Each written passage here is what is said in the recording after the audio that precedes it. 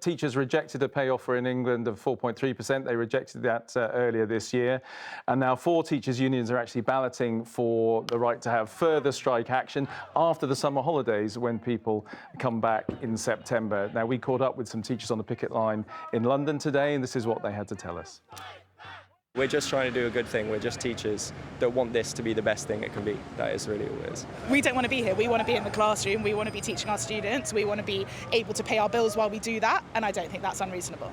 It's quite sad to see people having to leave jobs they love and are really experienced and do really well at because the pay just simply isn't there.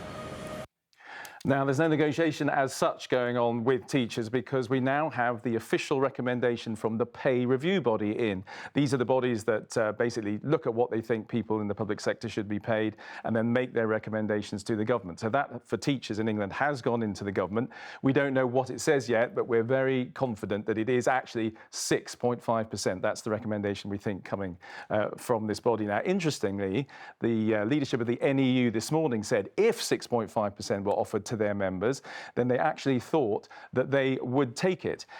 But normally, the government does accept the recommendation from the pay review bodies. This time, however, the signals are not the same. We are waiting to find out whether the government is going to accept that recommendation from the pay review body. Until they do, or until they give us their decision, we're in a standoff with the teachers. Yeah, I'm sure a lot of parents are waiting eagerly to find out how that works out. Let's talk NHS. What about doctors? Yeah, junior doctors and hospital consultants, as you say, they also have strikes penciled in. Now, the view of the Department of Health and the government is as long as there are strike days in the calendar, they're not going to negotiate. Those strike days are in the calendar, therefore, for now, there are no negotiations. So essentially, behind all of this, you have the government position, which I think people are going to be familiar with, which is that if they are going to fund these pay rises, they have to find more money in tax.